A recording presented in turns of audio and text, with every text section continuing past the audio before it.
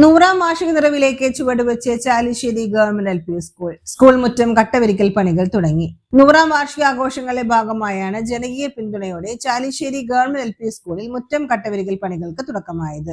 ഗ്രാമവാസികൾ, വ്യാപാരികൾ, പൂർവ്വ വിദ്യാർത്ഥികൾ, അധ്യാപകർ എന്നിവരുടെ സഹകരണത്തോടുകൂടിയാണ് സ്കൂൾ തുറക്കുന്നതിന് മുൻപായി പണികൾ പൂർത്തിയാക്കാനുള്ള നടപടികൾ പുരോഗമിക്കുന്നതെന്ന് സ്കൂൾ ഹെഡ്മാസ്റ്റർ ഇ ബാലകൃഷ്ണൻ അറിയിച്ചു.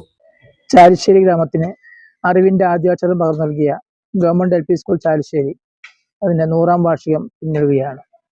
നിരവധി പ്രവർത്തനങ്ങളോട് കൂടിയാണ് കഴിഞ്ഞ ജനുവരിയിൽ 100ാം വാർഷിക ആഘോഷം ഉദ്ഘാടനം ചെയ്തത്. പണ്ട് PTA നിർമ്മിച്ചു നൽകിയ ഒരു ഓഡിറ്റോറിയം അത് വളരെ പ്രയാസമായിരുന്നു. കാരണം ദ്രവിച്ച് ഷീറ്റെല്ലാം താഴേക്ക് ഒഴുകിയായിരുന്നു. അത് പഞ്ചായത്തിന്റെ പെർമിഷനോട് കൂടി പൊളിച്ചു മാറ്റിയപ്പോൾ അത്രയും പ്രദേശത്ത് ഏതാണ്ട് 3000 സ്ക്വയർ ഫീറ്റ് കട്ട വിരിക്കേണ്ടി വന്നു.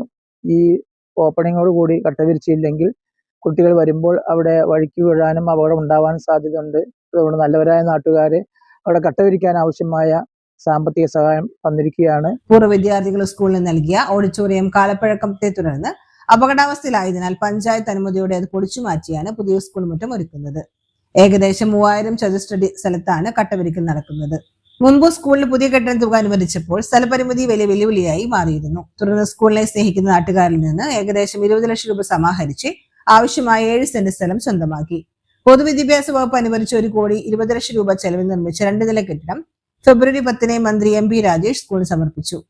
470ഓളം വിദ്യാർത്ഥികൾ പഠിക്കുന്ന സ്കൂൾ പഠന പാഠ്യേതര രംഗങ്ങളിൽ മികച്ച പ്രവർത്തനമാണ് കാഴ്ചവെക്കുന്നത്. School headmaster E Balakrishnan, PTA president VS Sivas, vice president Aneesh Tholath, KK Murali, Sharafu, Muthu എന്നിവരുടെ നേതൃത്വത്തിലുള്ള സമിതിയാണ് വികസന പ്രവർത്തനങ്ങൾക്ക് നേതൃത്വം നൽകുന്നത്.